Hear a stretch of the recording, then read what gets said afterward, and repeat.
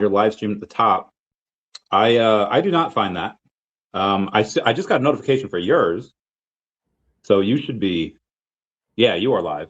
You are streaming to the X, but I am not streaming to the X, and I am not 100% sure why. Uh-huh.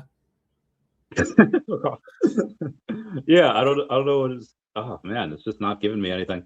Oh well, life goes on. I'll find it another way. Should work natively on StreamYard. You have to log in, you have to have a stream key and all that kind of stuff. Yeah, I reset it, reconnected it like you said last time, and then it just was not doing it for me. Yeah, my icon does not show it as pink, which is strange, but whatever. It's all good. How you doing this week? How's your Valentine's Day? It's good. It was good. It was uneventful. So, Okay, that's fair. That's fair. We have Daniel Delgado saying, I heard NASDAQ went with Linea and ETH. What are your thoughts? As far as what are they going with? I feel like that's half a thought, Dan Delgado, unless you know what he's referencing. Well, I would assume that he's probably referencing Dev.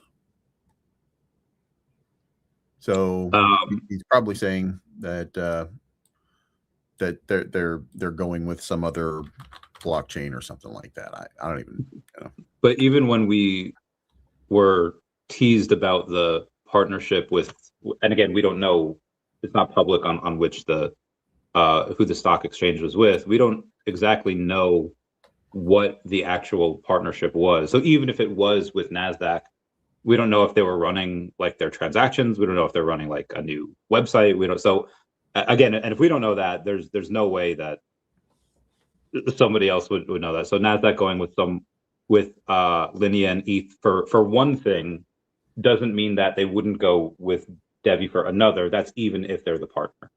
Well, you should also go back. We should also go back to square one for what Dev does versus everything else. Linea is T+2, so no institution is going to use T+2. That's ridiculous. No. They're going to use T+0 for instantaneous settlement. The only blockchain that does T+0 settlement time is Dev. So, and by the way, because Dev didn't come through when we wanted them to and stuff like that, that means that announcements have continued. A lot of people felt a little bit of nervous sentiment because they were, we weren't getting these big announcements that we were looking for and all of that stuff. So, people are looking for, well, how did they screw it up? And that's the idea that they've got in their brain. So, you really don't have an argument, a good argument for people other than just, either you trust the process or you don't trust the process. If you trust the process, shut up and trust the process. If you don't trust the process, shut up and don't trust the process. I mean, buy more Dev or sell your Dev. Either way, it's fine. But I told you guys at 5 cents, you better buy some. And not only did it run up to 9 cents right after that, gave you an 80% pump. I mean, I don't know what else to tell you. If you, and by the way, this is me also saying that I don't know what's going to eventually happen with Dev to begin with. Like, I just trust the process. So, maybe something good happens. I don't know. So there's seems to be a couple reasons. Obviously, Devve was way oversold. Yeah. But also because of the pairing with ETH, like obviously Dev went down because a lot of people sold, but also the pairing ETH went down a lot, and then ETH rallied. So you have, I don't want to say right, it went up from its low. So obviously Devve ETH rally wasn't enough to make a dent in the Dev price. This was not. That was not the reason. The main reason this morning why it went up to 9 cents was because we had someone, and we can go over whose wallet that was eventually, but we had someone that had just yeeted like 13K into it, and it's just like, yep, let's go. We bottomed. So that went up tonight. It did sell back down to about 7 cents. I don't know what it is right now. I haven't checked, but but you have that, and that's one person doing a 13K buy that raised it like so much percent. That will happen again and again and again to no avail. Like that'll continue happening. Maybe from even the same person. Yep. Do you want to kind of go over who that was, or and Oh, the I have reasons no why? idea. I have no idea who it was. I don't. I'm not.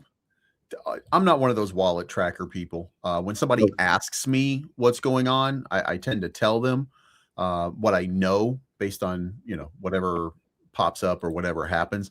But I should say this: the wallet has $2 million in it because when the notification happened, it was a fat wallet. So, um, do you know who it is? The people in Telegram said it was Roger's wallet, and that's the person who's fairly controversial, where they had a bunch of Devve, sold it at some point over the years, and then is now. I guess that was the bottom signal, is him buying, and he's like, okay, he's bullish again. Now it's Oh, possible this person did. okay, yeah. Well, and it's not. Oh, okay, It's not Roger. Or it okay. is So a then, Roger. Actually, the name associated with it is called Roger Wu. oh, okay, not the Devve It's Roger. not Roger Treminio. No. Okay, so who's the? Roger doesn't have Oh, $2 million to put in to a single wallet right now. gotcha. He'll have it very soon when Honduras settles with him. But for right now, I don't think he's got an extra wallet with just $2 million laying around in it. Gotcha. Okay.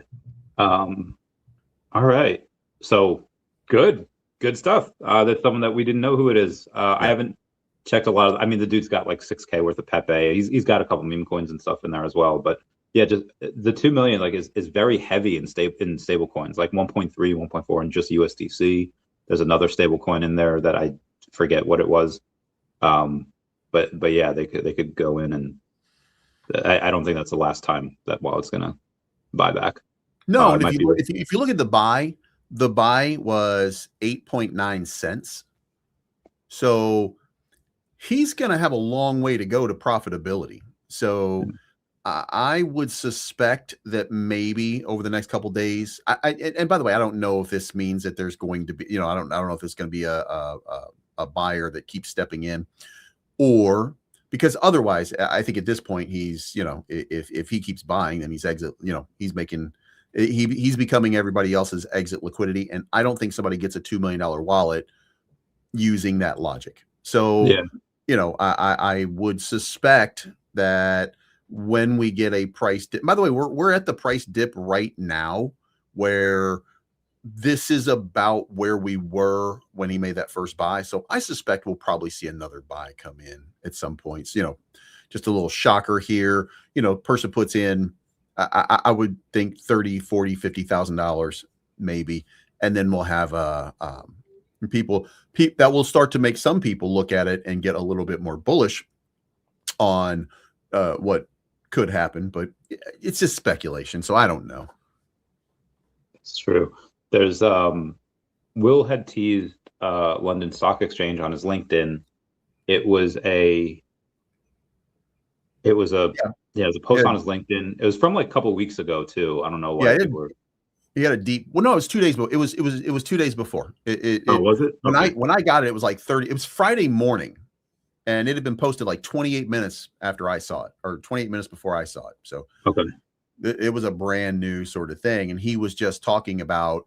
It was alluding to the fact that T+0 settlement, London Stock Exchange, and by the way, if it's not NASDAQ and it was the London Stock Exchange, that's still a huge win for Dev, and that turns Dev into a crazy thing. Now, I suspect that it's not, but it could be that they're an additional partner or something like that. I really don't know. We did learn a lot today about partnerships and about Ray's ability or lack of ability to get things done. So that was an interesting time. Yeah. One of the things that he had mentioned was that Ray couldn't bring in any fundraising, and you have this. I don't know if you ever see the movie Moneyball. Yeah. Where Jonah Hill's going to Brad Pitt, and he's like, "Hey, I you see as losing Johnny Damon as a huge loss. I see Johnny Damon as, the Yankees take him off your hands. Is he worth the $7 million that they're paying him a year?" He's like, "I think absolutely not. I think this opens up a swath of options for you." And it was a good thing that he got let go and he got bought up. So Yeah. I think the same thing. If he's not, and I don't know what he's getting paid. I don't know what his salary was. And Tom even said, like, we wish him luck wherever he goes. So we're not trying to bash him. But if he's experienced in raising capital for large businesses and he's not in small businesses and he just couldn't get that job done for, whatever reason, him drawing that salary and not justifying it, now suddenly you can take that salary and reallocate that elsewhere at a time where, yeah, I think that opens up a ton of options for him. I think that's silver lining. I think that's really, really bullish, actually. Yeah. Yeah. I don't. I'm not into, in my business life, I was the vice president before crypto. I was vice president of a collection agency. So I don't have experience in the same context that other people would have in, raising VC money and stuff like that. So like, I can't speak to this, but, and by the way, a lot of people who have said things in chat, like I've looked at their posts and I'm like, that's what I think too. So I believe that, I believe that Ray made a lot of BS comments over time. And I don't think that I don't want to be disrespectful to Ray, but I didn't have a high thought process of him. Okay. That's I guess that's the best thing that I can say without revealing too much. There was nothing that he said or did that I found to be in any way impressive. The one thing that I did say about him was he seemed like he was super bullish back in December when he was on the stream with Austin talking about, how everything is almost there and stuff like that. But, when you go back to some of the comments that people made last year when he was on stage with Bank Delabach, they were talking about Paul Bureau and saying that he was just great. Like he was, awesome on stage. And then that Ray just looked like a used car salesman. That seems, I don't think that's true, but I understand where people are coming from. He fit way more like a crypto bro than he did a multi-million-dollar venture capitalist guy. You know what I mean? That's the way it felt to me. And that's not to say that he wasn't. It's just, I didn't get the warm, fuzzy feelings that we're in good hands with Ray, like I got the feeling that we're in good hands with Tom. Yeah. You know what I mean? Like it just didn't resonate the same way with me. Agreed.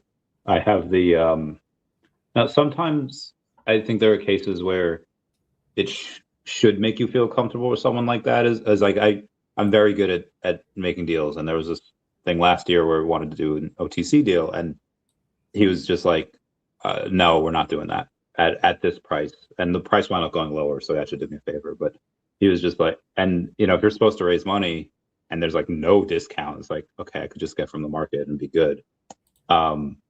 And then he's like, and I don't say excuse, the reasoning was like, well, listen, I could get the price up to $1 tomorrow if I wanted to. And I was like, I'm sure you could.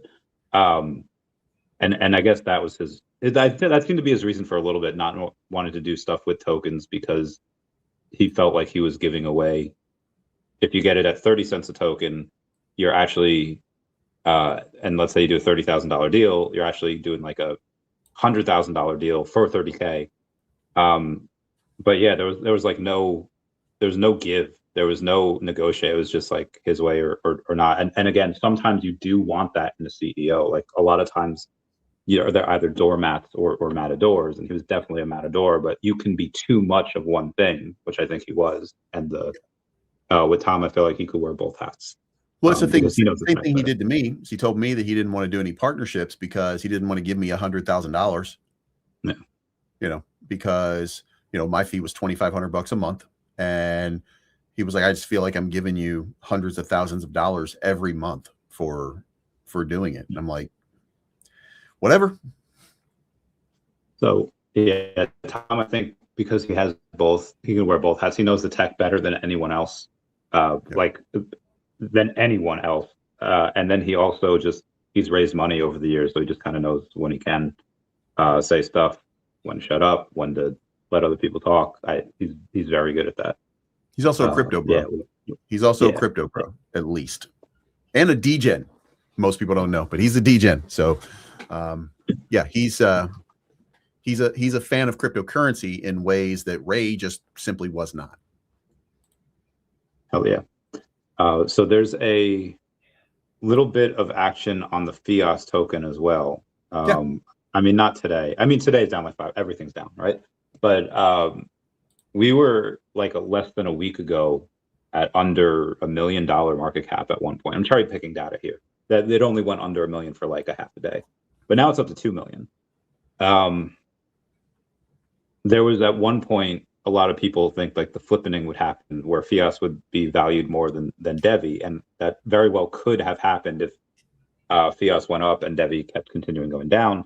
That did not happen, but why do you think there's been such a turnaround on Fias? Do you think it's because this is where a lot of Tom's attention is? Do you think this is because AI tend to be valued a lot more than blockchain, and that's like the new kind of buzzword? No. Last week, I told everybody that they better buy some Fias because every time it hits 1 cent, it bounces super hard to 2 cents, and it's done that historically over and over and over again.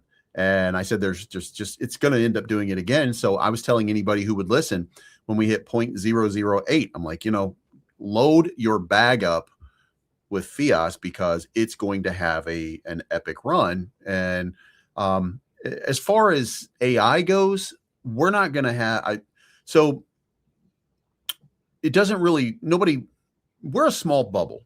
Nobody knows about Fias except for us. So, we're not attracting new investors. I'm not putting out promos. You're not putting out promos. We're not doing anything to attract new people into the Fias ecosystem.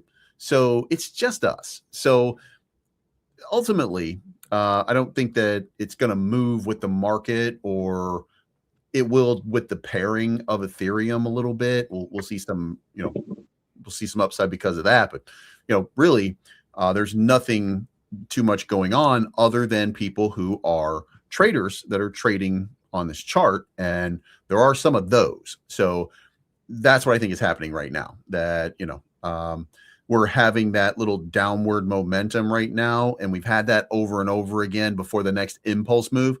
And it could come down to like 1.5 cent, maybe even a little bit lower. And then I think it's going to surge. It'll do that final surge to about 2 cents, 2.5 cents. And then that'll be, then it'll come back down and we'll probably do a penny again. Things that you can count on most times. I feel like a lot of times up until last year, like 9 out of the 11 Februaries beforehand, we were just printing positive green candles on the monthly for Bitcoin. And then we had only had like 2 negative months in like the history of Bitcoin for February. And then last year, boom, down 17%. And then this year, boom. So I feel like a lot of times it's a pattern until it isn't. So sometimes you can rely on it for years. Other times get hacked. It's a pattern until it can be openly exploited. Yes. And that's what's happening right now. It's being openly exploited. If you were to ask, like, for example, if you were to ask Jane Street, or you were to ask Wintermute, or one of those big market makers who's been dumping on the charts. And by the way, Coinbase has been dumping on the chart too, and so has Binance. But they also saved crypto back on October 10th. So at what point do they have to, I mean, if you go back and you look at what happened on October 10, you saw Wintermute dumping billions of dollars worth of crypto. They bought back about $1 billion on that day. And then you saw Binance buying a bunch of Bitcoin. You saw Coinbase buying a bunch of Bitcoin. They were trying to protect the price. They were trying to protect their investors. They were trying to protect everybody. So at what point, because they're not traders, at what point do they have to sell their crypto? And they can't just hold it forever. That makes no sense. So I think that, what we've been watching this and we've been hearing people talking about Coinbase. Every time Coinbase sells, every time Binance sells, everybody's like, they're dumping on us. They're dumping on us. Well, they didn't mind when you were buying and saving the price for them either. You know what I mean? So I don't respect people who are short-sighted like that. Those are the broke ass people who aren't going to make it anyway, because they don't understand how the cycles in the markets are working. So, every major exchange started buying Bitcoin to protect their investment, to protect their price. But now they're being forced to sell because it makes no sense for them to take. Look, if you have $1 billion to buy Bitcoin and Bitcoin dips to $70,000 and now you only have 700 million, that was $700 million that you had that was profit anyway. Even Brian Armstrong the other day came out and said, like, I don't remember exactly how he said it, but he basically said it was stablecoin yields is what the conversation was about. The banks don't want any stablecoin yield. And Brian Armstrong came out and said, zero stablecoin yield helps us tremendously because it just makes us a bunch of money. We make a ton of money already. This would just make us a bunch more money. And the bank seems to think that us making a whole bunch of money is somehow good. But it's not. We give back all of this money to investors. Like, this is, the amount of money that we make is just insane. Like, he's even admitting how much money that they make hand over fist. And, these guys, they propped up the charts. They tried to protect it, and they're slowly selling to get back to where they were before October 10 to let the market makers start to kind of take over again. So, and by the way, they provided hundreds. If you just consider it this way, if you just assume that Binance bought $1 billion and Coinbase bought $1 billion at around, by the way, it was $100,000 is where their buys were. So if you consider that they're selling at about 70,000 right now, they donated $600 million to the liquidity of the markets. So anybody who's shitting on them at this point, other than me, is just wrong. So there's, I guess there's another thing I want to talk to you about. When does the selling end? Does it end when the crypto structure bill passes? Does it end when Jerome Powell gets out? Does it go beyond that? And everyone's thinking that when those two things happen, then we'll have this K-shaped recovery. But what if it keeps going down after that? What do we get down to? 50, 35? Yeah, I mean, you really kind of have to, what's the worst case scenario for crypto? And, the worst case scenario is if you were to consider between the bear market of each cycle, we're already there. I mean, we're already there. Yeah, so way down. How bad can it get? I mean, the one thing to consider is we've had two massive liquidation events in the last 4 months. We've had two massive liquidation events, and they've been bigger than any liquidation there's 3 major liquidation events. They've been the 3 largest in history. What were the October, then the one like a few weeks ago? When was the one in the middle? Right. And then there was another one, which was in the middle of November, when we saw, here, I'll show you the charts here. Yeah, I'm trying to remember the third one. October is very clear, and so is the. Well, the hard part on this is because we want it to be like in a few moments so that we can see it and we can analyze it. And we can say that it's right here. I can see it. But you had this massive event right here. This is October 10, when Wintermute absolutely dumped on the market. Then you had November 10th. From November 10 until, what is this, December, to the end of November. Gotcha. All of November, this happened right here. Then a couple days ago, you had this event happening over here, which of course ended up all the way down here. But look at the size of those dumps. The Wintermute dump was the biggest ever in a single day. November was one of the biggest in a single month, and so was January. So, ultimately, just they've destroyed and hacked the market to pieces. And by the way, I say that in that context because liquidity is an issue and it looks worse now, but it was the same level of sell-off that was happening on each and every one of these tranches. It's just that Wintermute did theirs with no shame and they did it immediately. And then, the rest of the markets started to then price in the 4-year cycle being over, the lack of the Clarity Act. There's a lot of different pieces that just haven't fallen into place along the way. And because you have far less liquidity because of Wintermute right now, each one of these dumps is probably about the same amount as Wintermute, but it just looks bigger because it took a longer period of time and there's less liquidity. So the level of the crushing level of downward momentum is a lot harder to bear when there's a thinner liquidity pool. Now, it does speak to a lot that there was some. Let me see if I can. It'll take me a second here to go find this real quick. Boom, boom, boom. Let me. What is your background? Nope. Is that the Aether from? It's an AI generated. I generated a bunch of these a long time ago. AI takeover. Let's do.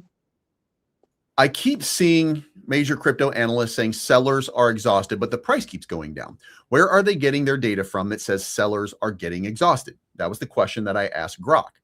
Grok then comes back with realized losses, and it gave me a breakdown of exactly where all the data comes from that shows. These come from platforms like Glassnode, Santiment, or Dune Analytics, which track blockchain activity to gauge investor behavior.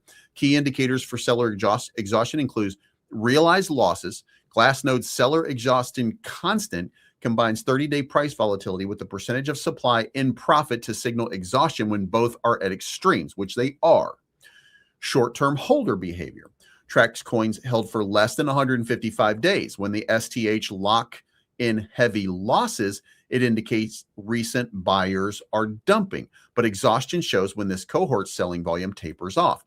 And then supply in profit loss and seller energy. Fidelity's analysis links low volatility with seller energy. So from charts, from charting tools, you have the RSI, which shows that it's grossly oversold. We know that. We look at that on the high time frames, and we see a huge amount of weakness on the RSI, meaning that we are oversold right now.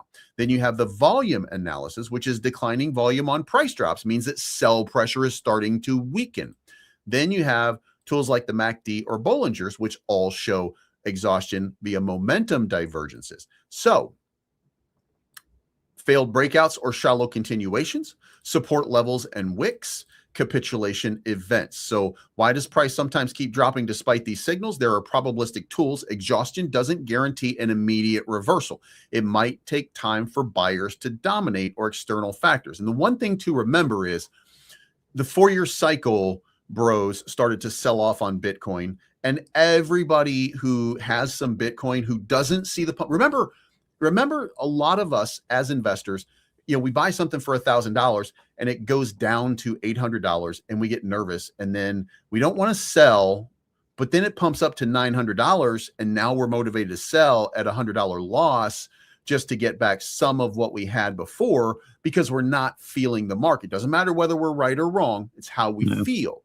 And emotional traders step in and they continue to sell because they've made a profit, or they're taking their loss, or they're just in a bad state and they can't afford the mental anguish or whatever it is that you go through when something like that happens. So, you have so many different reasons for people to be sellers that you have to let the sellers sell so that the buyers can finally start to step in. And don't forget, if we go to 68,000 on Bitcoin and we get billions of dollars worth of buys on Bitcoin at $68,000, well, it's going to run up to 71 or 72,000, right? Well, people are going to take profit along the way.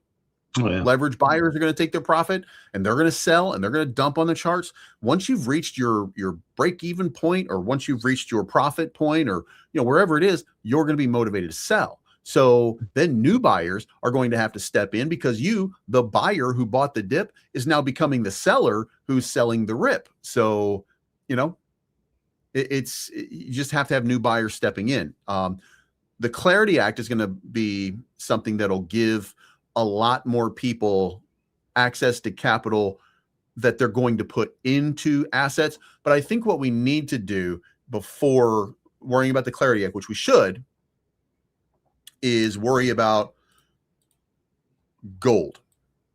Gold is where the money went. Yes. Silver is where the money went. This is where all our money ended up going. And then where did it go after it went back down? Because it went up crazy, all-time highs, and then they both kind of got squashed a little bit. Still, obviously, up from where they were. So where did that rotate? Right here, Dow Jones. Dow Jones all-time high. No, isn't part of the reason the Dow Jones and the SPY are all-time highs because the dollar's at 4-year lows? Well, that's the reason that people are getting out of just holding and doing Forex trading. That's why people are not holding on to dollars, and they're holding on to other assets for their valuation and appreciation. So, gold is going to appreciate, silver is going to appreciate, Dow Jones is appreciating, the SPY is appreciating. The one thing that's not is crypto. Yes. Everything else is doing okay. Not great, but okay. If you look, by the way, I got a new indicator here. It's not, by the way, it's not the greatest indicator, but it was me kind of looking at seller exhaustion. And look how accurate this thing is. When it gives you a green circle, it feels like there's profitability. When it gives you a red circle, it feels like there's profitability on the downside. And look how perfect this thing plays out. Yeah, that was. It came all the way down here. It minted green, and then we ran back up. Ran back up. Yeah. Then we got a red one, and all you had to do was reverse your position. Boom. Then you got that down there. You didn't get any other signal here, but then it ran back up and it said do it again. Then you got a buy signal here, and you ran it up again. Then you got another one. You didn't get the dip signal here, but you got another buy signal here. Like when you get these signals, just trade them. Just trade them. And by the way, don't worry about trading up to the top of the range. Trade to where you're comfortable. But this is called the exhaustion. What's it called? LELEDC exhaustion bar. It just tells you when buyers and sellers are exhausted. This is the 4-hour chart, by the way. If you look at it on the daily was telling you yesterday it's time to sell. What was I telling you yesterday? I was doing the same thing, because what I said was, matter of fact, I just put out a video a little while ago because I was talking about this, and it was an important thing, because I bought Tau at $140. I bought Tau at $135 or $136. I bought Tau at $136. Tau went to $195. No, 146, not 136, 146. I bought Tau at 146, and then it started running. And I said, when it goes up into this 200 range, I am selling. I don't care. I'm getting out. And what did it do last night? Ran up there. So I made my money. Same thing for ICP. I bought ICP down here at like $2 and this little white line right here, $2.32, and it ran up to $2.59 last night. So, and it triggered my stop. It triggered my take profits fully. And now I just got back into the market because I took the profit on both of those trades. Now, a couple of weeks ago, I got liquidated for $3,600, which sucks. But I put 1,000 back in, and now it's 1,600. Not sure I'm going to save it, but I'm clawing it back right now. When you go in and you take profits on it, do you put it into fiat? Do you keep it as stables? Do you just buy Bitcoin? Okay, no, so it's because I trade on Bitcoin too. So I put it back into stables because I want that value to be the same. If everything goes down, then historically everything else goes down more than Bitcoin, but stable coins stay $1. So always convert to stable. Agreed. Follow your Bitcoin. I got a tiny bit more Definity recently, and it's I missed it when it was at just under a penny. Yeah. was able to get it at like 1.2. It's where it is now. It went up to 1.3. I don't know where the bottom is. When we do have this bottom, and some people are saying like October, eventually when we do have it, either between here and October, could be later, we could have already had it. I don't know. Are altcoins going to stay the same?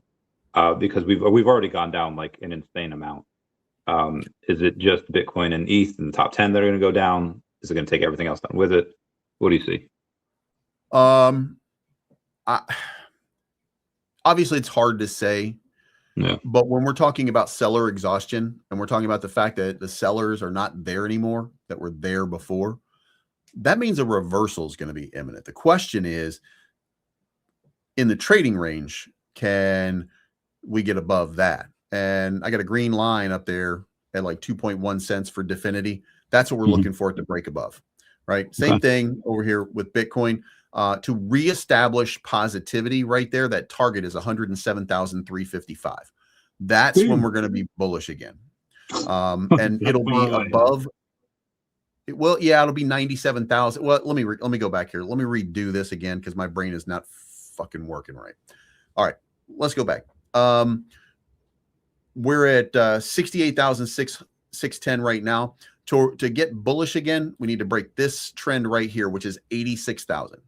If we break 86,000, then that rally is back on. The reason for that is because this is the volume range. This is where, we start to zoom out. This is where your volume node is. This is between this area right here, between 91 and 86. That's where Bitcoin wants to be, or that's where, we need to be for Bitcoin to start to rally, to really rally.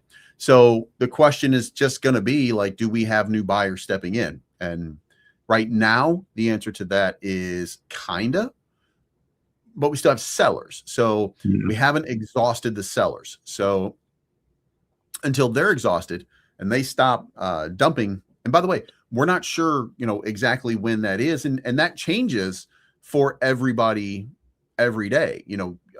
There's metrics that people are using, that some metrics that they use are going to say you better sell right now because somebody else is going to dump even further. And don't forget, I know that most people don't know this, but there's a couple of Bitcoin whale chats where you have to have 1,000 Bitcoin to get in, and you have to prove it, and then they coordinate what they do in these markets, and they hunt people. And when I say that, understand what hunt means. They are headhunters. They are looking. They will go to Binance and they will all move a bunch of Bitcoin in there, and they will dump on the open market just to liquidate people, to get that money back into the market. And then they will buy that dip, and then they will hold it while the market heals itself, and then they'll take that profit one more time along the way. And by the way, don't forget, in addition, not only, and by the way, here's the other thing. Not only would one of these guys take 500 Bitcoin and put it onto the exchange in order to sell and drop the price, they would use 2 or 3 Bitcoin to short the market before they do it, so that at the end of it, they've made a nice tidy profit off of it by dumping and shorting this market like crazy. So there's a lot that goes into these shady devils doing this shit. Whale games. Maybe we can be. I don't even know if I got invited. I feel like that's like a one step away from like the Epstein stuff, where it's like, what do you do with the profit? Like, I don't know if I want to be in any of those groups. There's plenty of noble people. There's plenty of good people that hold a lot of Bitcoin, stuff like that. When you get to a certain level, I mean, I suppose that, there was somebody who told me a joke one time. It was, and I don't really, I guess maybe it wasn't even a joke. It was just like, when you're 15, 16, 17 years old and you're having your first relationship with a woman or guy, whatever, you just like that. Then you get a little bit of experience and it takes a little bit longer. Then you get into your late 20s, 30s and stuff like that. And now you're you're banging it out because now you're a superstar. And then all of a sudden you start to get a little bit older, and the things that turned you on before suddenly don't turn you on anymore. And now the things that used to make you excited, you get bored with over time, and you need new excitement in your life. And that's when things go wrong. When you start to get into that, for some people, it's not like that. Most people are going to be happy, happy, happy. Just have a woman paying attention to you is going to make you happy, happy, happy. But for some of these guys, imagine this. Imagine that if you've ever been into like an adultish chat or seen one on X, I've seen these things where these women are like, trying, and they farm you to try to get you to pay attention to them and stuff like that. Yeah. And then what do you see these guys? What are these guys posting? Sell your socks. What the did you just say? What? You know what I mean? Like, and then the ladies will have an interview and they'll be like, "Yeah, you want me to kick him in the nuts? That's the only way that he can get off." There are some very weird people out here, and it's my estimation that some of these people, that's once you get up at a certain level and money is no longer an object for you, I think, fundamentally for some people, the way they think about things just changes. I guess. I don't know. I've been, I'll make a different allegory. Let's say, the first time that you're intimate with a woman, let's say you're like starving, and even the first time it's like, okay, buttered toast. It's like, yes, I'll eat that because one, it's good, but two, because like you'll eat anything, right? And then as you get older, your tastes become a little more refined, and you prefer someone with that it's not just a hole, it's not just a pair of legs. It's like, okay, you have standards, you have a lot more options. And listen, I love Mexican dishes and Italian dishes and Greek dishes, like all of these types of dishes, but I'm a simple man, and I will still eat buttered toast because that shit slaps every time.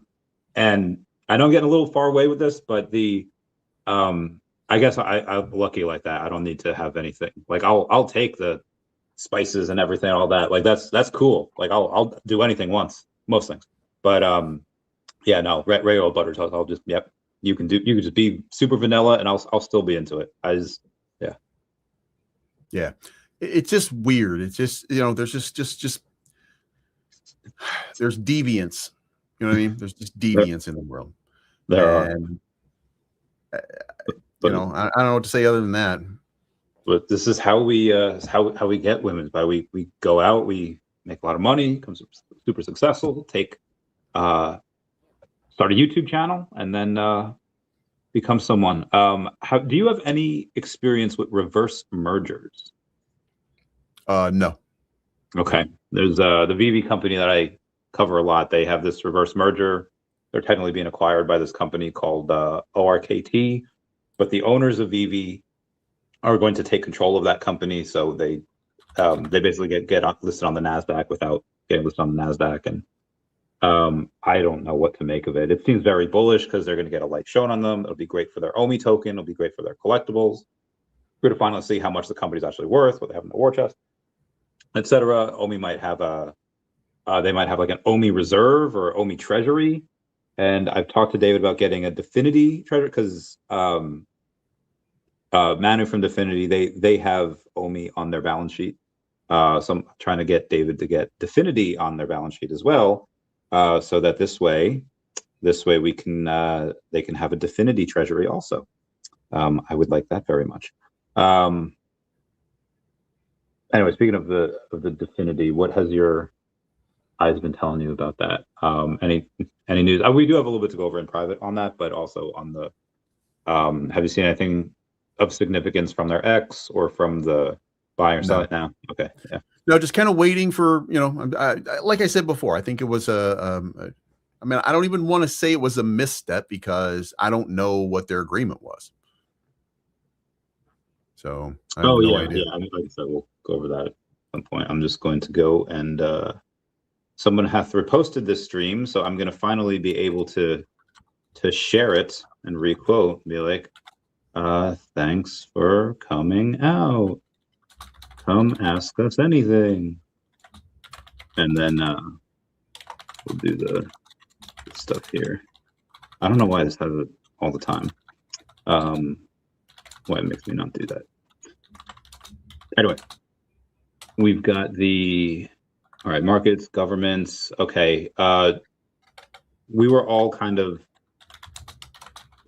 celebrating in November of 24 because hey, Trump's here, is going to be good for crypto, and long term, I still think that might be the case, but short term has been god awful, and I think Republicans get absolutely smashed in November in the midterms. There's talk about him doing things to try to get back in favor, turning the money printers on, raising minimum wage, falling back with the ICE stuff a little bit, going back to surveying and not really doing these raids. If the Democrats do walk in and they just sweep the polls in November, what do you think that does to crypto? Would they reverse any legislation that Trump had put in or that had been passed already? It's clear that even with a conservative Congress, like out of all the stuff that Doge found, like very little has been done to actually cut a lot of these things. So what are your thoughts on how midterms can affect crypto, even if this legislation is passed that we want? I don't think it matters that much because, well, I mean, there's obviously party differences and disagreements between parties about, what we fundamentally want to do. But ultimately, most of the Democrats that are on the ag committee and the banking committee, they're all into crypto. So crypto is inevitable. So the question really is how deep something might go. Remember, the problem right now is not Democrats. The problem is banks.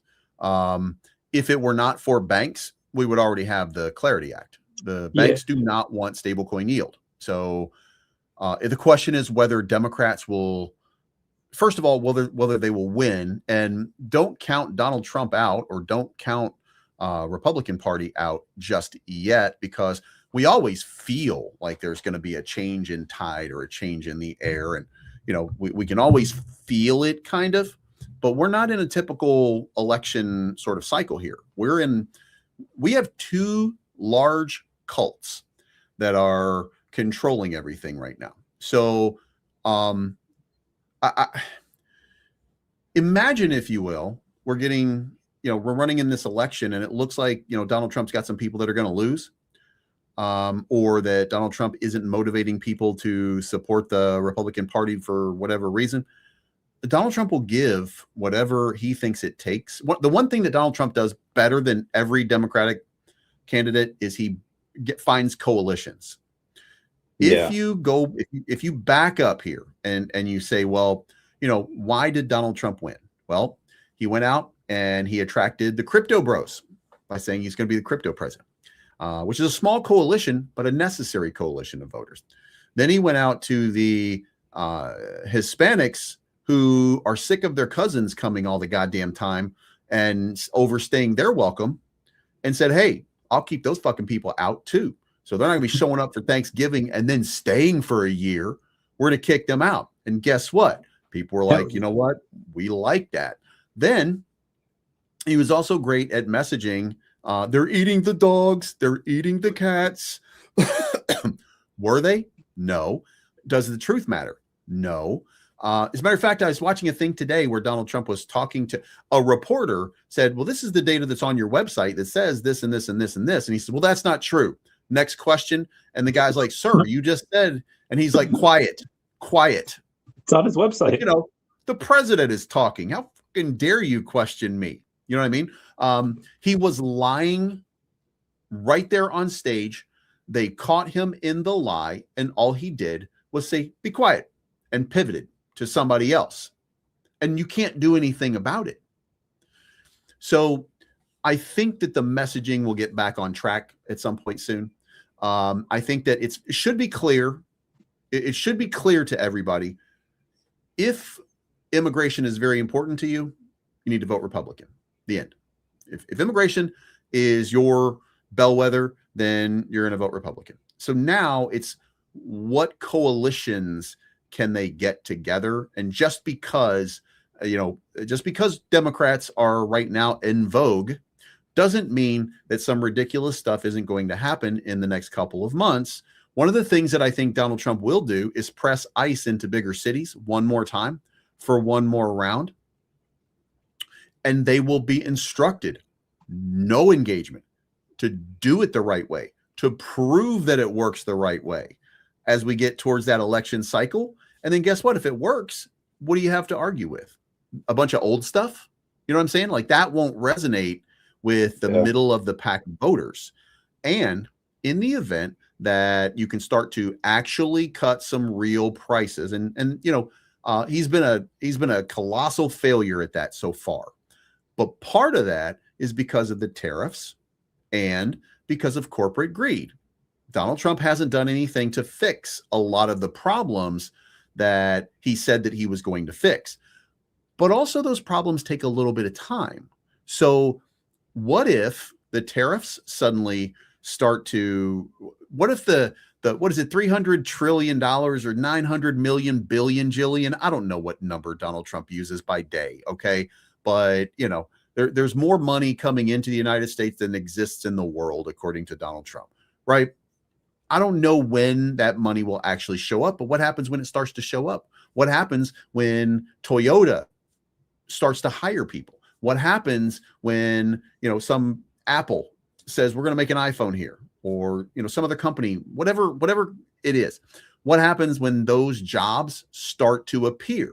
So I don't think we should write in Democrats just yet.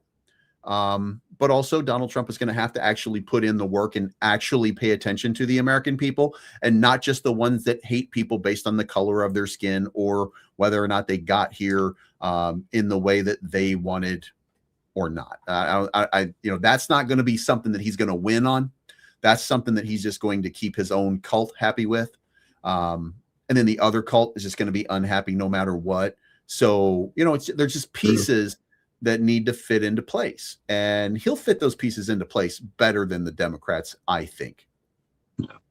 There's actually a rumor around DC now saying that international adoptees that were adopted before the year 2000 will be on the list of citizenship review, which is me. So I might be. I don't know where they'd send me because they made me give up my Peruvian citizenship to join the military. So I don't know where they'd send me. I don't belong to anywhere else. Trump and Melania coins sucked all the liquidity out of altcoins. The Trump and Melania meme coins did not suck all the liquidity out. They had, at best, they made a couple of millionaires, but that's it. It's not. It's just absolutely not true. It was a bad look, but guess what? After Trump and Melania, after all those pumps and stuff like that, Bitcoin still ran to 127,000 going into the end of last year. So that's not true. It's true that it wasn't great for crypto, that it was a bad look. And, it's a sad state of affairs to know that your president stole money from you. Like you've got to at least be like, if you're sitting there right now and you're saying to yourself, no, that's okay, there's something broke in your brain and you're one of those cult people that I'm talking about. Okay. It's not cool when the president of the United States or his wife steals from the American people whose job it is to serve and protect. That's disgusting.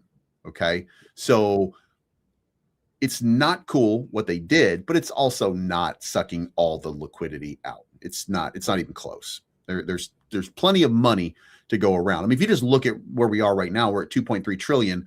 Didn't have shit to do with Trump. Didn't have shit to do with Melania. It had everything to do with Wintermute, Jane Street, and Bitcoin. That is a good point. We've got Trump still, actually, I thought for a minute he might have been out of the top 100, but his number 76 on the CoinGecko. So still with $800 million market cap, which is insane.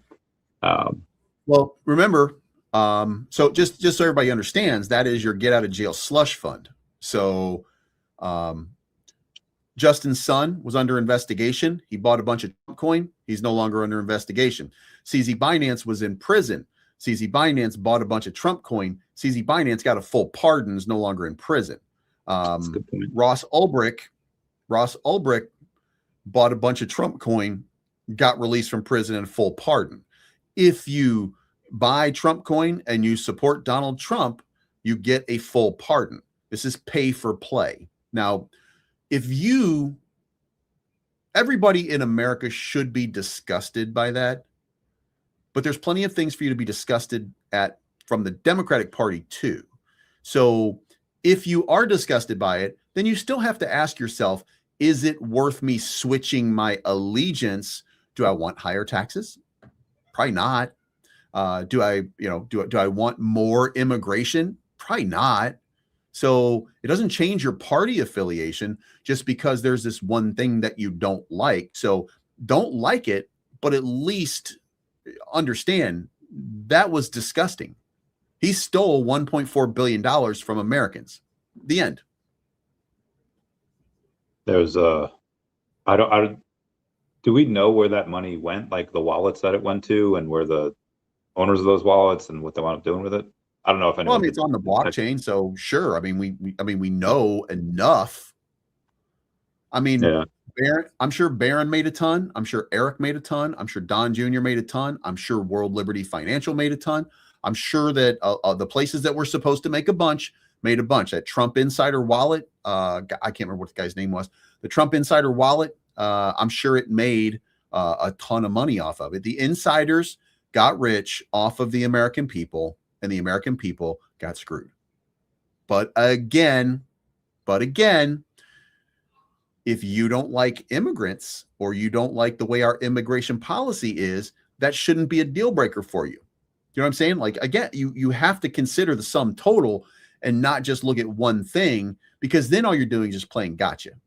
And the reason that Democrats were playing gotcha before was because it used to work. It doesn't work anymore because Donald Trump is good at playing gotcha. He's even better at playing gotcha than Democrats are. So, they're out here talking about stupid shit, and he's out here saying, well, yeah, but they're eating the dogs. They're eating the cats. On the end of and that, then he's faking his own assassination. Yeah. And you could probably find like the one or two examples that exist in the last 5 years where, okay, yeah, people are eating this. And then it's like, obviously that doesn't speak for everyone in that culture, but yeah. Polymarket has a 5-minute up or down bets. You have AI that's trading these bets now, and we're having like a little war here on which AI is better, and they're basing it on who's better at Bitcoin going up or down in the 5-minute lengths. What do you make of all that? Is that something in general that you think should be regulated? Is that something that should be taken away, or at least make it so that only certain people with a certain amount of funds can do it? Just your thoughts on all of that, the bets on Polymarket, AI being used for that in general. Well, I think it's horrible. I think Polymarket and Kalshi have killed crypto. That they've had a hand. They've got their hands on one of the knives that's stabbing crypto in the back. But ultimately, this is America. We should be free to make those kind of stupid choices. Roy G says, "Is there a tattoo on the side of your head, please?" No, that is actually, I cut half of my head off this morning shaving. So I have a, the fuck is it called? I have a skateboard Band-Aid on my head. So anyway, we're in America. We should be free. We should be free to be stupid people and be idiots. And Donald Trump is doing a good job of making sure that idiots are able to be idiots. So we should just leave it at that. And I think it should be regulated. I think there should be accountability if things are abused. But at the end of the day, I think we should, as Americans, be free to do whatever it is we want to do. That's kind of Agreed. the foundation and the principles of America. There was this is going back like 15 years ago in New York. There was a soda ban where the governor at the time wanted to Yeah, ban like, 64 ounces were banned. Yeah. and then I was like, no, like I don't even drink soda. And I was like, if I want a 64-ounce soda, like I should be able to buy a 64-ounce soda. Like you give government a little bit of power, they never take it back, and they always try to grab more. So I agree. But could you defend why you think that Kalshi and Polymarket and all this are stabbing crypto in the back, and how they're preventing other people from investing in crypto? And just your thoughts on why you think they have. Yeah, they're not their hands on them. preventing people. They're not preventing people. They're Okay. making it easier for you to gamble. At its heart, crypto, meme coins, stuff like that, it's a gamble. Yeah, I've never considered myself a gambler. I have reasons where I do not gamble. I have reasons for myself where I don't gamble. Investing is not gambling. There's risk. So you are risking money, but it's not a gamble. I'm guessing on a direction that the market goes on leverage trading. I would say leverage trading is a gamble. Buying a crypto is not necessarily the same as gambling. Again, it's just it's investing 101 on a newer type of asset. Kalshi and Polymarket have basically scalped the crypto market because, and this happened at the same time, by the way. It's not one of the big things, but it is a thing. Remember 6 months ago or a year ago, how many meme coins were popping up every single day and how they were running up to these high ass numbers? Yeah, pump fund is wild. And it's dead. It's dead right now. Why? Because all of the people there were the degen gamblers that were throwing $100 at every meme coin and trying to get a win. Well, guess what? They found out all they have to do is throw $100 at yes or no with a deadline. And if they're right, they win $150 or they win $200 or they win $300. So it was easier for them to go there and gamble. It was just easier for people to go over there. And by the way, in defense of Kalshi and Polymarket and Coinbase, it gives you finality in your transaction. You don't have, I mean, remember, sometimes you buy $100 worth of something and it takes you 6 months just for it to go back to $100. Yeah. Sometimes you buy it and it goes 10x and you made $1,000 and you feel like a champ and you put that 1,000 in something else and it goes down to $100 before you know it. And you're right back where you started. So all of those things being summed up, Kalshi and Polymarket and Coinbase just made it easier for you to gamble. That's all. That's what they did. And these prediction people, they found it, and that's what's happening right now. Did you hear about the bet? I guess there's two bets. Well, one of which was just the normal, hey, this guy put his like life savings of like 33 grand on the Seahawks to win. He winds up clearing 15K. Cool. Good for him. There's another dude that puts a bet on whether there would be not a streaker, it was someone running onto the field at the Super Bowl. And he bets a lot on it. And he himself was at the Super Bowl. He himself ran on the field. So he locked in that bet. He paid his $1,000 fine and he was. So I don't know. I feel like there's also a lot of, because it's not regulated, it's not a security. So if somebody is on, what do you call it? If they're betting right now, Will Bleaves and Chavez podcast go for 2 hours, and suddenly there's like $8,000 in bets, I'm gonna go in and I'm gonna be like, yeah, 100% we're gonna go for 2 hours, and I'll bet $10,000 on it. Why? So I could go for 2 hours and lock it in. You do have there's freedom, but then there's also like, hey, some people are being taken advantage of. There's these sharps, and they're taking advantage of everyone else. Yeah. At some point, we'll have to regulate it. I mean, at some point, it needs to be regulated. There has to be. There has to be regulation in crypto. There has to be regulation in everything. It doesn't mean that you don't have access to it. It just means that that there has to be laws. I mean, look.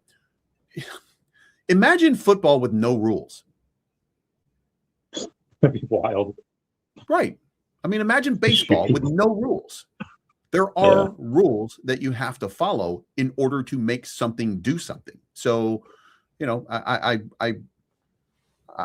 you have to do that. So, you know, agreed. there's going to be regulation. And by the way, it can't be the Wild West like it is right now. But I mean, Yeah, crypto can't be the Wild West like it is right now either. So yeah, Daniel asked a fortunately. question though: how do you feel about voter ID and proof of citizenship? I think that first of all, I think voter ID is stupid, but Why? you should have an ID to begin with in order to vote. You shouldn't have a voter ID, or you shouldn't be required to have a voting card or voter ID. You Okay. should be able to use All your right. driver's license. Now, the other thing is there should be, in my opinion, um, you should be able to get at least one free ID every, say, 3 to 4 years or something like that. Some kind of identifying document free from the government so that you are able to do whatever it is that you need to do. But I mean, here's the thing: at the end of the day, when we talk about when it like let's say I'm MAGA and I'm like, you gotta have an ID in order to vote because otherwise then you're going to be somebody else and then it's going to be and then they just go into it's going to click and then if they do that then it's going to just be really weird or whatever stupid shit you say in your head. I don't really know how your brain works. I just assume it's unfunctional mostly. But the answer to that is when you walk in there, you have to give your information to vote. You don't just walk in as a warm body and start pressing buttons. You have to tell them who you are. In my state, you have to show them ID to begin with to get in line. And then you have to give them your name and social security number in order to vote and your date of birth. Now, how many times can my vote count? The answer is only one. So what we're doing is we're creating laws for a problem that doesn't really exist. And by the way, do you remember, did you ever see the movie Superbad, Randy? Yeah, Jonah Hill and Yeah, McLovin, right? yeah. Yeah, McLovin. McLovin can vote. He's got an ID. It's true. Well, So, they ask so for your what, social. so what kind of dumb shit are y'all really looking to make sure doesn't happen? The shit that doesn't really happen anyway? I mean, that's really what it comes down to. There's Donald Trump in a court of law, 76 lawsuits. Donald Trump in a court of law was unable to prove in 76 different lawsuits that any fraud to the level of overturning an election has happened. The end.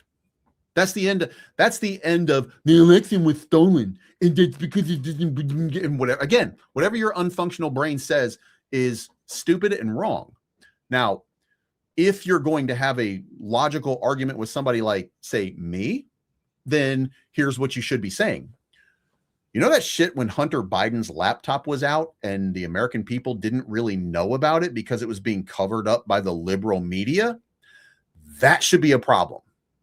Now, was the election stolen because of that? No. But was that a problem? Yes.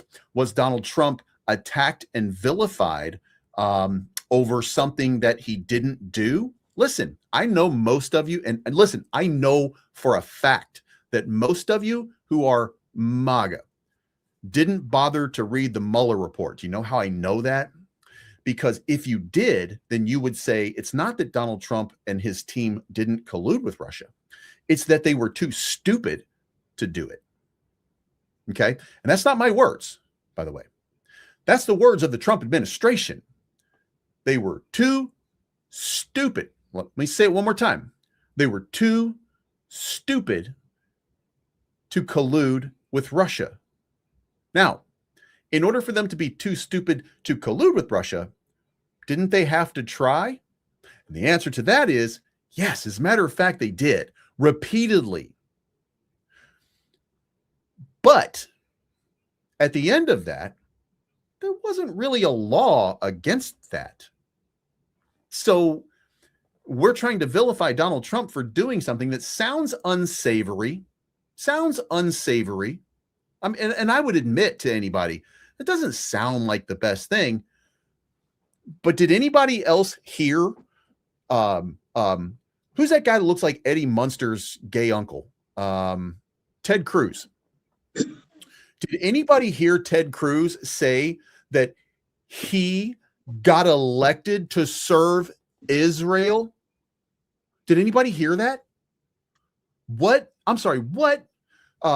When Zoran Mamdani took the stage, and look, I don't like Zoran Mamdani. I'm not a fan of socialist politics or anything like that.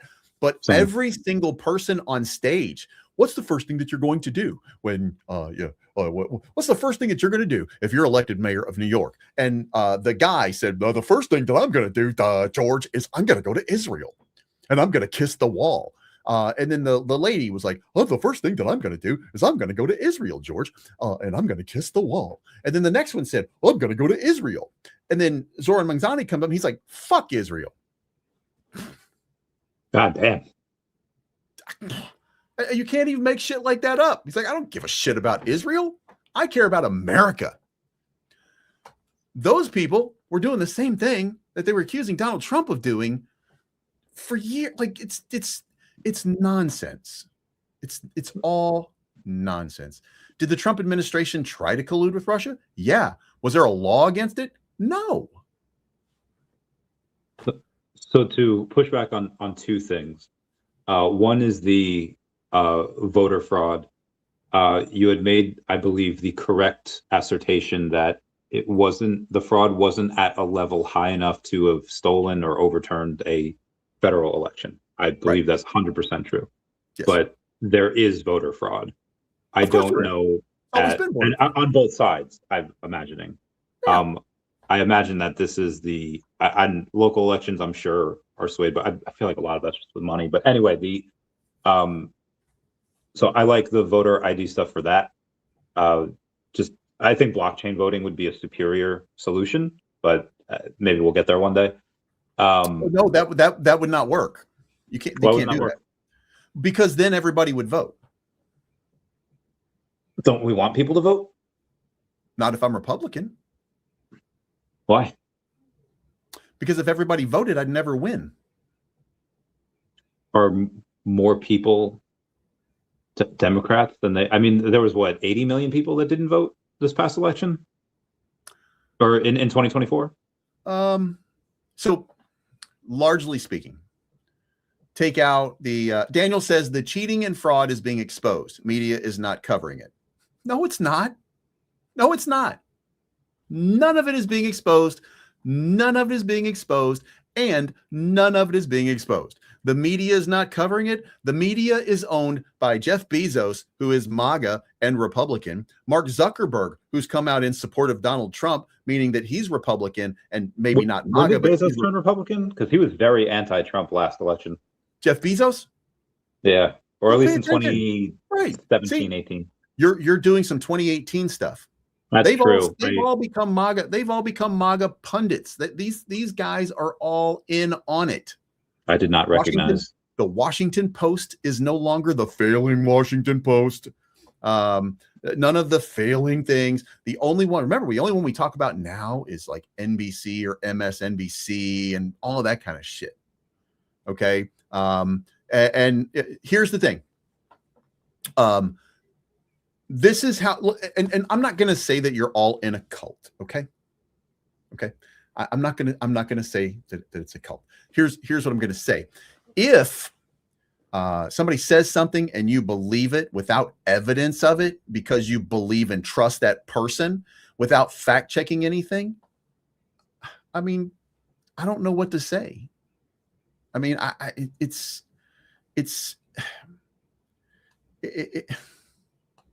and Roy G says, I saw where they show the machines glitched. Right.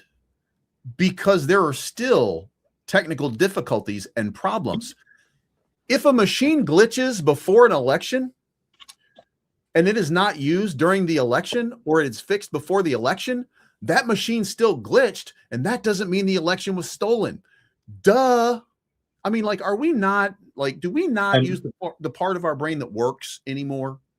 Well, I think there is some merit to that because Elon Musk said that he, like, top computer guys could definitely hack into that.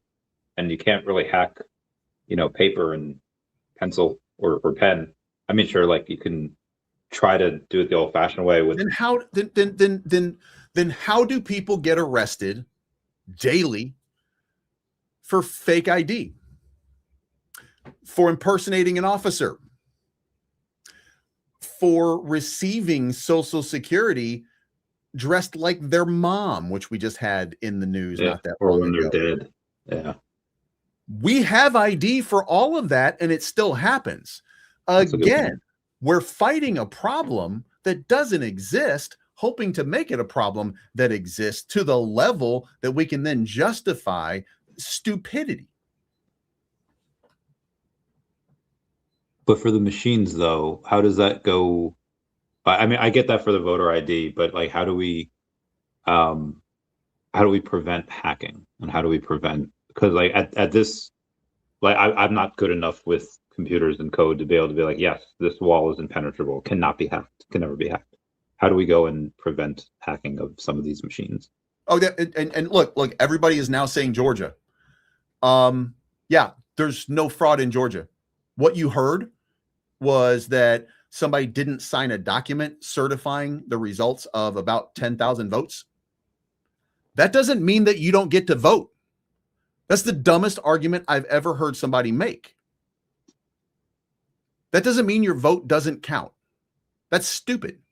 Again, Arizona, there's nothing going on in Arizona. As a matter of fact, didn't we hire Magic Ninja what to do an audit of Arizona in 2020 or 2016 or 2017? And they came back and they said, it's the dumbest shit ever. Wait, who's Magic Ninja what? I did not get that reference. Cyber Ninjas is what they were called. Oh, okay. Gotcha. They were called Cyber Ninjas. And they found no evidence of the level of fraud that was going to take down the election and shit like that. Same thing in Georgia. Did they find out that whoever was supposed to sign the page at the bottom of each page didn't sign 11 pages? Yep, they sure did. Does that unvalidate 11 pages worth of votes? No, it doesn't. And if you think that it should, you're an idiot, and you're a bigger idiot than Donald Trump is at this point. That's insanity. Oh, and by the way, Georgia did require you to provide an ID in order to vote. So what else? All of these things are cult mentality. All of these things are things that a cult is being told. They're not truth. I didn't even, I'm not in the trenches enough to know even like what you guys were referencing with the Georgia and Arizona, but I appreciate. So 3 weeks ago, Donald Trump forced some people to. So first of all, Tulsi Gabbard. Oh, I love her. That's that freak show that looks like Morticia. Understand the reference. She's the one that hates gay people. Hates. Does she? I feel like I've never heard her say that she hates gay people. I mean, I've only watched a couple of her interviews, but do your own research. What do I ask Brock? And her husband, or not her husband, her and her father. Her father was trying to ban gays from Hawaii when he was the governor there. How long ago was this? What about the bruise on Trump's hand? I only saw the left talking about it. They said he will be dying soon. I don't know what the fuck that is. That's if the left is talking. What? I heard that too. What the fuck is that? So there was this guy. How do you fall for this shit? He's some type of nurse where he's just like, yeah, I see this on old, because he works with he works in like this old folks home where they're all like hospice, and they're all like that, and they have bruises everywhere because they touch anything, they get bruised at that age. And like, yeah, like that's a clear sign of like dementia, and they've clearly blown out the veins in his arm, so they're having to put the IVs into the veins on his hand. And Trump again is old. I assume he just hits stuff and gets bruised all the time. Okay. but the guy was just like, "Yep, I'm a nurse. I know this. I see the clear signs of dementia." And like, if you didn't see it in Biden, like you're clearly not seeing any signs of dementia in Trump. Like, and every now and then, yeah, like Trump, he doesn't look that well, either sick, either super tired. So like, I get that, but I'm not seeing dementia signs. But anyway, that's So then, I've heard this. oh, you don't see dementia signs in Donald Trump? Oh, I'm sure he's demented. He's out of his goddamn mind. I'm sure. I mean, you saw the video of him shitting himself on Fox News, right? I did not. I'm still on the Tulsi Gabbard. I'm trying to find where Tulsi Gabbard said it. So I'm like way behind here. Tulsi Gabbard, in order to join the Democratic Party, many years ago, Tulsi Gabbard then said, "Oh, I don't think that way anymore." You'll see. You'll see. Also, wait, because can somebody send me the video of Trump shitting himself on fire? I feel like I would have seen this. I'll send it to you. Okay, thank you. Yeah, I'll send it to you because I need to. But here's the thing. Here's the thing. This is why I say you're in a cult. Okay, this is why I say you're in a cult. I can't even. I can't even make this shit up. Okay. So let's go back to Roy G. What he said. What about the bruises on Trump's hand? I only saw, quote unquote, the left talking about it. They said he will be dying soon. Now, Randy, you said, I saw one guy who was a nurse. How many people voted in the last election, in your estimation, for Kamala Harris? 70 something million people. 70 million people. So this one guy on TikTok, right? This one guy, Instagram, TikTok, whatever. Yeah, on Instagram or TikTok, said, "What about the bruises on Trump's hand? They said he will be dying soon." This one guy, out of 70 million voters, this one guy, and now this one guy is the left. That is a fair point. Do you see how ridiculous that is? But out of that one guy that talked about it, you had millions of people rallying around that one guy. No, you didn't. You had millions of people looking at the video going, LOL. I mean, with likes, like there was like millions of likes on it. So there was obviously more people that watched it, and not everyone liked it. You know, why do you post on X? Why do I post on X? Yeah. Multiple reasons. There's three. One is just build a brand. There it is. Wait, stop. That's the only one that matters. What did you do? Okay. Build a brand. Build the Chavez brand. Are we not seeing this?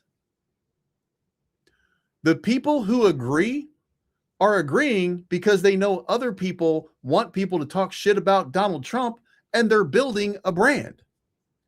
That's not the left. That's engagement farmers. The same way we went from I will never stop until the Epstein files are released. I will never stop until they're released. And then when Donald Trump said, "Why are we still talking about this? We can't be still talking about this. This is absolutely insane. You guys got to move on from that." That same group of people suddenly said, maybe it's not that big a deal. What I really want is to get all the people that are in the country illegally out. I'm not really worried about that Epstein list anymore. And you guys can pretend all you goddamn want that it didn't happen and that those things didn't occur. But that's exactly what happens because cult. I'm not making this shit up. I'm just observing it. This is exactly what's happening. So your news comes from a certain source or a bubble. Their news comes from a certain source or a bubble. And that seems to be everybody's new reality. And the first thing that a fascist will tell you when they are in charge is don't trust your eyes, don't trust your ears, don't trust the people who are telling you the things that you don't want to hear. Only trust me. I feel like the first part of that Now, is good stop advice. me when I'm telling lies. Yeah. Yeah. Second half of that is very concerning. I have found this is one article from NBC News saying that in 2020, when Tulsi Gabbard had announced she was running for president, she's been quoted by saying, "In my past, I said and believed things that were wrong and worse. They were very hurtful to the people in the LGBTQ community and their loved ones." And it was noted that she had worked for her father's anti-gay organization called the Alliance for Traditional Marriage in the late 90s and early 2000s. And in her apology video, Gabbard described her father as an activist who was fighting against gay rights and acknowledged the role that both she and her dad played in fighting against same-sex marriage in Hawaii. "I grew up in a socially conservative household where I was raised to believe that marriage should only be between a man and a woman," end quote. The Alliance for Traditional Marriage also supported so-called gay conversion therapy. "Many years ago, I apologized for my words, and more importantly, for the negative impact they had. Said, I sincerely repeat my apology today. I'm deeply sorry for having said them."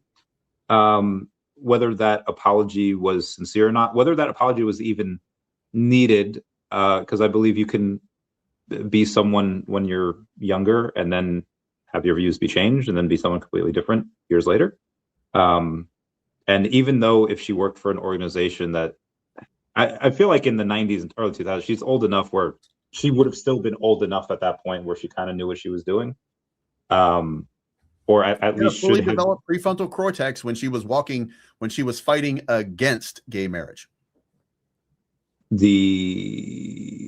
So among 212 members of Congress who in 2013 filed an amicus brief encouraging the Supreme Court to strike down the 96 Defense of Marriage Act, DOMA, and pave the way for federal recognition of so she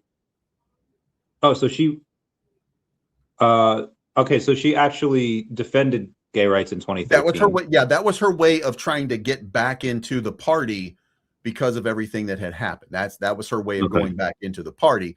Was like, oh, you know what? I got to defend this right now, because if I ever want to get back into politics the way that I want to be in politics, then I have to get rid of all of this. Yeah. So you ever see what's that show with Al Bundy when he's older and the super hot Colombian chick? Modern Family. Yes, such a good show. The gay couple in there, Mitch and Cam, Mitchell and Cameron. Yeah, freaking love those guys.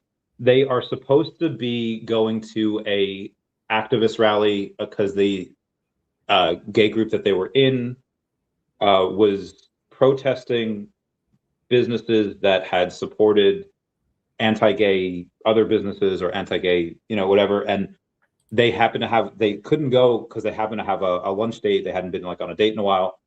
And the date was at the place that their friends in the LGBTQ community were protesting, and like, listen, can't we just be like support this, but also this restaurant has really, really good food. And I'm not saying that this is exactly what Tulsi's thing was, but I feel like working, and I don't know exactly what that organization did. Apparently it was very anti-gay and the gay conversion therapy. Like, I also would have to go off and say, I don't know her dad. I don't actually know her. I just seen a bunch of interviews that she's done.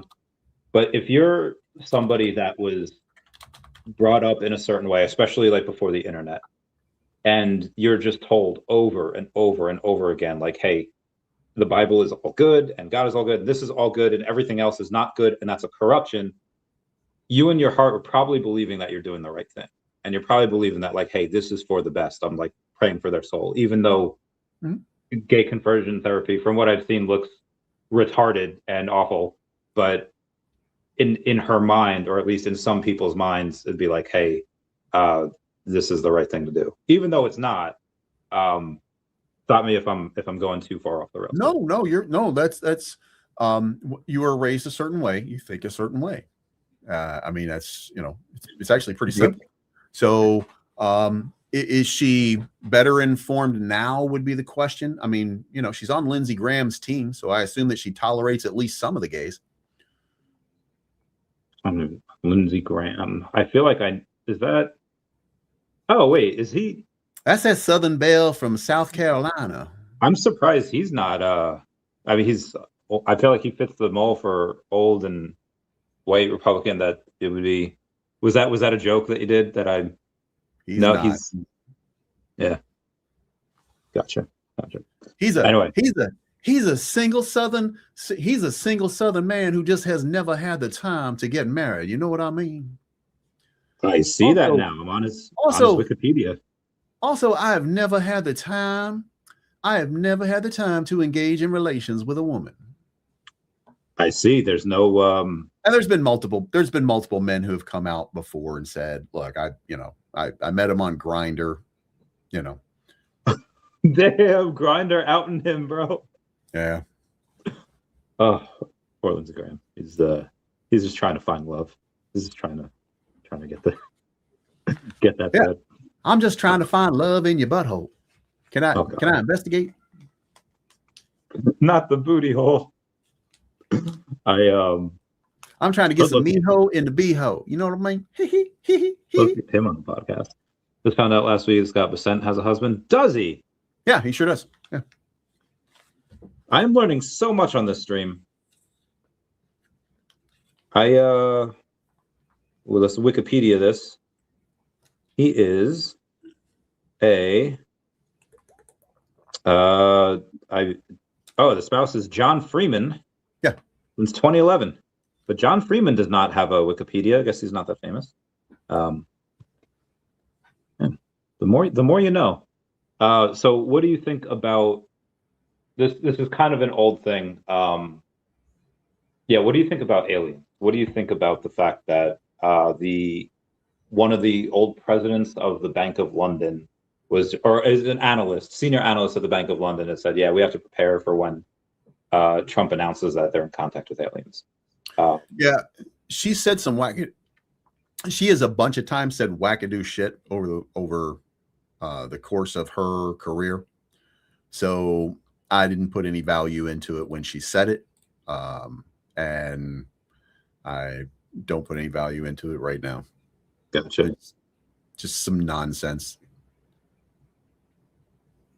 Understand. I want to believe. I hope it's out there. I hope they come in and they can fix my freaking back, and they can fix my shoulder and my knees and my hips. That would, God, what I would. I think I said it before. I'm sure that there's life out there, but it is the hubris of humanity to think that they give a shit what we're doing. I mean, you're doing it right now. I assure you, you're doing it right now. You're trying to validate in your mind, wait a minute, human race is worth looking into. If I'm an alien, if I was an alien, I'd be looking at us because we're kind of cool. Any life form, any conscious life form, we're not even planet hopping. Yeah.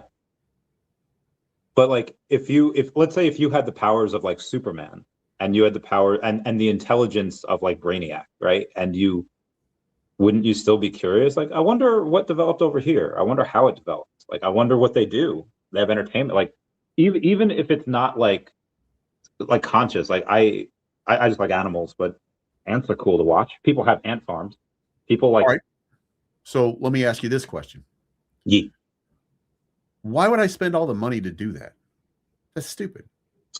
Well, again, if you're this super hyper advanced race of beings, I don't know, and you don't. Money's not really an object. You're trying to make up the argument to make Earth seem like, hey, if I had any money at all, it would be worth it for me to find out what's going on Earth. Again, I'm going to say it again. It's human hubris that makes us think that somebody gives a shit what we're doing.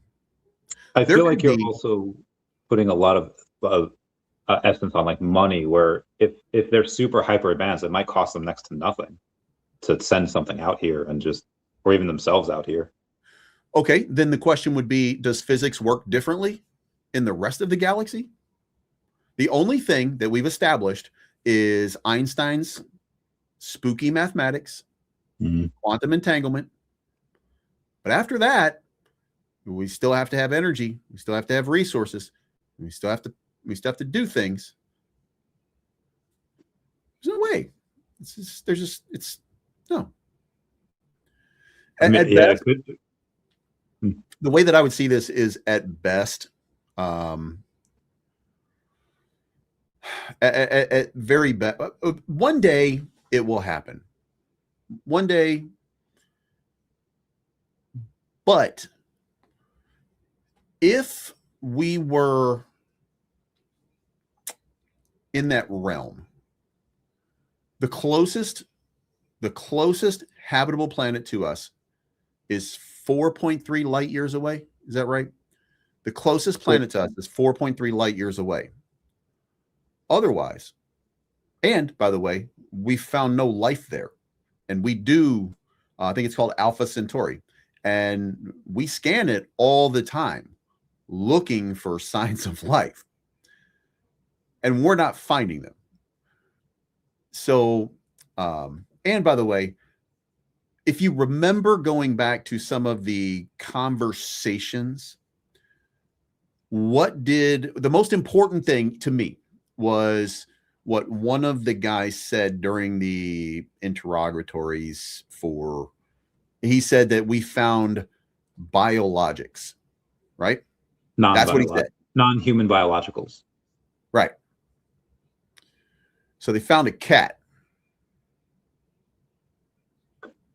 or a dog or an ape. But why are you assuming that it's like a random like raccoon type of small animal as opposed to like a because it's funnier that way. I mean, I guess we don't know, but I would like to assume that it's like. But we do know. But we do know when we do shit that's shady, and we do it in the privacy of our own Area 51. Then what we do is the first thing that we do is we send up animals into space, right? Yeah. Oh, the dog and the monkey and yeah, okay. Yeah, I see where you're going. So you think that's what they're... If we're testing technology, we want to see how it handles life forms. So it would be my estimation that the things that we found that have crashed are going to be Chinese in nature, Russian in nature, maybe Indian in nature. I don't think that it's going to be beyond the major countries. But, you know, we had aliens a couple years ago, right? Oh, yeah, it was a weather balloon from China that just so happened to have cameras watching our places to see what it is that we were doing, to see movements and shit like that. And look, if there are also, by the way, I saw that thing with the Tic Tac. Remember the Tic Tac with the Navy? Yeah, yeah. And then they used AI to analyze it. And AI said the only reason it seems like it's moving that fast is because it's from such a distance that it looks that way. It wasn't actually moving as fast as this guy was saying, because it just doesn't work that way. And I did not see that. Yeah, I would go. Here's what you should do. And I'm not saying that AI is going to give you all the answers, but I mean, just go ask AI to break down a lot of these different things, and you will see that. But the reason that I say that is because I do it, because I want to know if it's real or not. And by the way, just for full disclosure, I don't go into it thinking that there are no aliens. I go into it thinking I want to argue it to the point that the AI has to really break this shit down and, you know, tell me, is this real or could this be real and stuff like that. And then I argue with AI over whether or not they're giving me the answer I want or the answer that I'm supposed to be getting, or, you know, shit like that. I always ask Grok, has Elon reprogrammed you in some way? And then when Grok says no, then I say, but this update over here did this, and your answer at this time was this, and now it's this. Why did you change your answer? And he's like, oh, good find. Yeah, we did have a little programming stuff. Mm. And I've done that multiple times. Do you tell your chat bot that you thank it and appreciate it? I do. As a matter of fact, I do. Good man. Good man. I do that as well. And just in case. And Did I ask you about the ask it like the prompt of the draw generate an image based on our relationship? Okay. Yeah, How I was did. yours? I did one the other day. Okay, it was good. Saw you as friends. Okay, good. We can't even There's some. find Nancy Guthrie. Yeah, but the guys that we couldn't find her with killed themselves when the police showed up. So what does that tell you? Something stuff. Means whatever we Yeah. think they did, they did. Yes. Yeah. Very sus. So that's another sus thing. The Pokemon Go stop. Well, Pokemon Go took away their Pokestop from Epstein's Island, but that doesn't mean that we don't have all of the data of everyone that was at the Pokestop. So I feel like it's only a matter of time before the U.S. tries to go to Japan and be like, "Hey guys, we need the we need the data on who is on Epstein's Island." I mean, they probably already know. They probably already have it in the files, but Pokemon could just do something really cool and they could just release all of that data. Although we would have to go in and say all the hackers that wanted to just get Pokemon from that island that weren't actually there. There's probably a lot of that too. You have to. Maybe it's not a good idea. I don't know. Um, I don't think I care. I want to know who's on the island. No, I want to. I want to know who's on the island. I want to. And by the way, here's what I would say to that. If you watch the Epstein documentary on Netflix, most of the shit was happening at his hacienda in West Palm Beach, where him and Donald Trump were neighbors. And by the way, that doesn't mean Donald Trump did anything; it just means that they were neighbors. So anybody who wanted to do anything, they didn't have to go to an island. They could just go to Epstein's house in West Palm Beach. Yeah, that's fair. And he had, I think he had a ranch in Arizona as well. So, I mean, you could go. Properties everywhere. We put a lot. So, in the same way that we were going. Do you remember, by the way, Pizzagate? Vaguely, I know the reference. It's from like 2017 or something, and Yeah, I hot don't. dogs and pizza, and they had up this, like they faked this entire list of stuff that people said and all that kind of stuff, Yeah. and that the children were being held in the basement of Comet Ping Pong and Pizza. That's what the end of it was. That the children were being held in the basement of Comet Ping Pong and Pizza, and then a guy took an AR-15 and went to Comet Ping Pong and Pizza and demanded access to the basement. Did you find anything? Yeah, he found out there was no basement. Okay, all right. See, this is one of those things where I believe that guy heart was in the right place, thinking that he's gonna rescue these children. It's not about his heart being in the right place, because yes, his heart was in the right place. He wanted to go save some children that the people of MAGA spent months lying to him about that it existed. At what point do we start to hold a cult leader accountable for what the cult does? I don't know. I guess it depends on the severity of stuff, how much influence they actually have on it. Sounds like it was horrible. There are all these kids are in the basement of this, and they're letting people do this. Like, what is going on here? Yeah, it sounds horrible. I mean, who is the major ones that were like passing around this misinformation? I'm just kidding. On January 6th, they were in the basement of the Capitol. That's where it was. Okay, see, I did not get that. No, that's not true at all. My point is, when do we hold a cult leader accountable for what happens with the cult?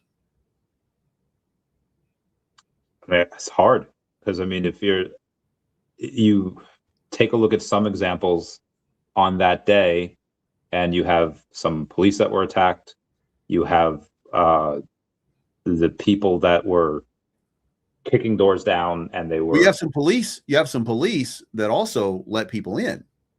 Yes, so that's the other side of that coin. You Yeah. have the people that are kicking doors down, and then you have the police that was like, okay, come on in. And then there are a lot of people in there just walking and taking pictures. I would say Yeah. most of the people were there doing that, but because you the still police have.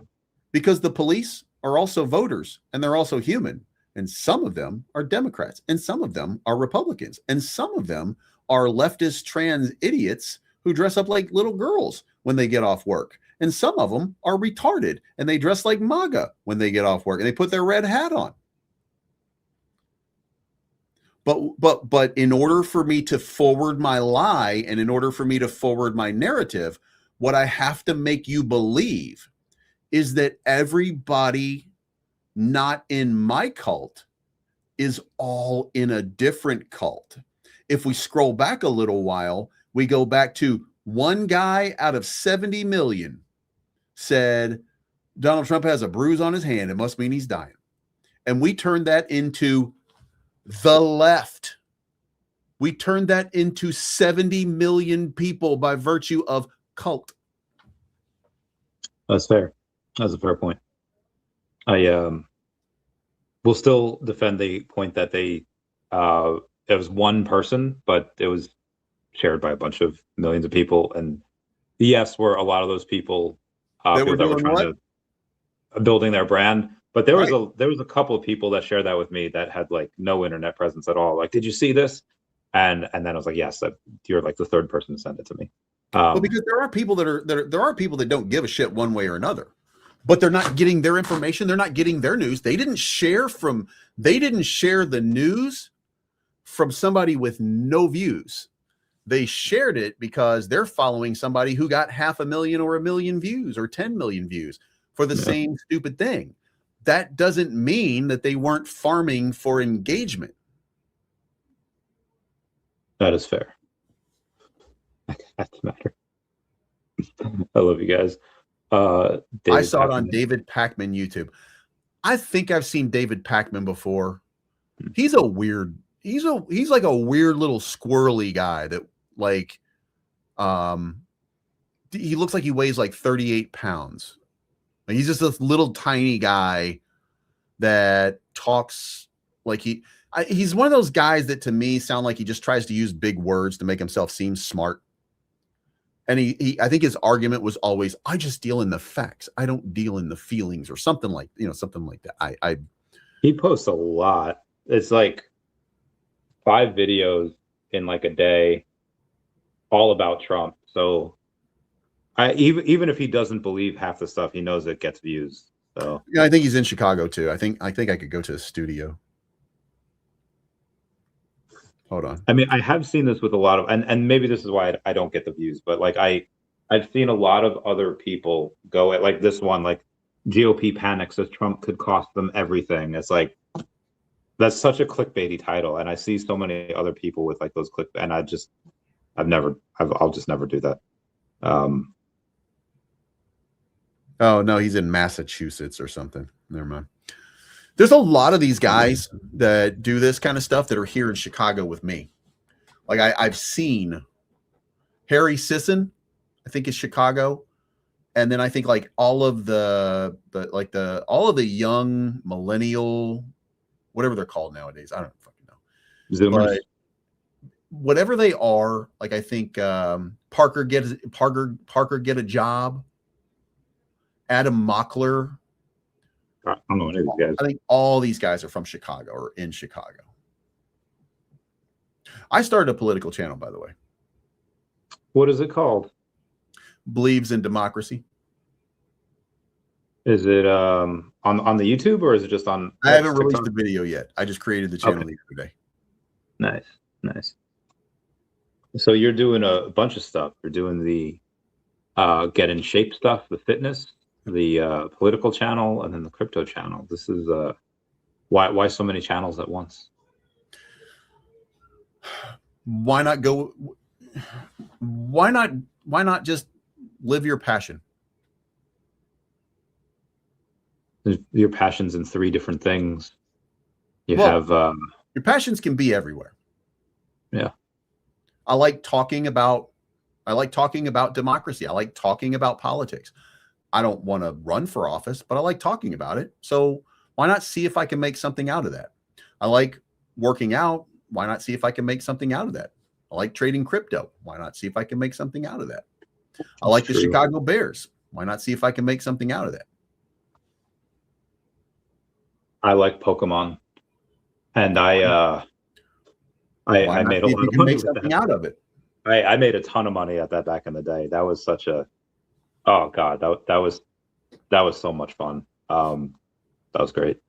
That was I might do it again soon. I gotta wait for some things to sell and some companies to raise money, but I can't wait.